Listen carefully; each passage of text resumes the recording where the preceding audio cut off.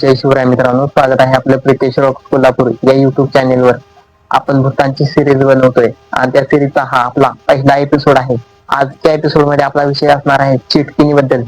चिटकीन म्हणजे काय, कुठे राहते, कशी दिसते, हे सर्व आपण या एपिसोड मध्ये पाहणार आहोत. त्यामुळे एपिसोड शेवटपर्यंत नक्की पहा. तर चिटकीन म्हणजे काय? चिटकीन म्हणजे एका स्त्रीचा आत्मा जो मृत्यूनंतर इकडे तिकडे भटकत राहतो. ज्या स्त्रियांची कोणती तरी इच्छा अपूर्ण राहिली असेल किंवा एखाद्या स्त्रीला कोणीतरी शारीरिक मानसिक त्रास देत असेल तर मृत्यूनंतर त्या स्त्रीचा आत्मा चिटकीन बनतो. काही लोककथांमध्ये असं सांगितले जाते की ज्या स्त्रिया जिवंतपणी जादूटोणा करणी बाधा करतात त्या स्त्रिया मृत्यूनंतर चिटकीन बनतात. आपल्याला समजले असेल की चिटकीन बनते कशी.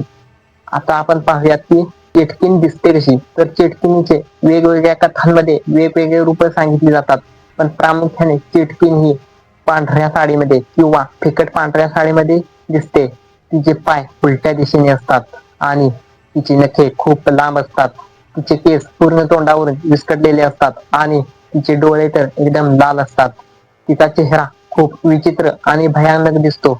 चिटकीन राहते कुठे? तर चिटकीन ही पिंपळाच्या झाडावर, जुन्या वाड्यांमध्ये, जंगलामध्ये, निर्जन विहिरीपाशी किंवा नदीकाठी देखील चिटकीन दिसते. आता आपल्याला समजले असेल की चिटकीन म्हणजे काय, चिटकीन बनते कशी, चिटकीन राहते कुठे. भारतातील काही राज्यांमध्ये चिटकिनीचा वेगवेगळ्या नावाने उल्लेख केला जातो. कोणत्या तरी राज्यामध्ये डाकण, तर कोणत्या तरी चुडेल, तर आपल्या महाराष्ट्रामध्ये चिटकीन या नावाने तिचा उल्लेख केला जातो. चिटकीन सर्व लोकांना त्रास देते का? तर तसं नाही. चिटकीन फक्त जर का तिच्या वस्तूंना हात लावला, तिच्या जागेवर कोणी गेलं किंवा तिच्याबद्दल अपमानास्पद बोललं तर त्या व्यक्तीसोबत त्याचं पूर्ण कुटुंब उद्ध्वस्त करते. चिटकीन ही रात्री 12 ते पहाटे 3 पर्यंत दिसते किंवा अमावस्या, ग्रहण, पौर्णिमा या दिवशी चिटकीन दिसते. तर मित्रांनो, या एपिसोड मध्ये आपण पाहिलं की चिटकीन म्हणजे काय, तिची निर्मिती कशी होते, ती दिसते कशी, कुठे राहते, कोणाला त्रास देते.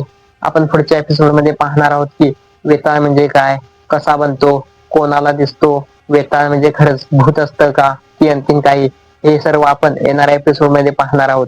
त्यामुळे चॅनलला सबस्क्राईब करून ठेवा, जेणेकरून येणारा एपिसोड सर्वात अगोदर आपल्यापर्यंत पोहोचेल. आणि जर का आजचा एपिसोड आपल्याला आवडला असेल तर लाईक करा, शेअर करा आणि सबस्क्राईब करून बेल आयकॉनचं बटन दाबायला विसरू नका.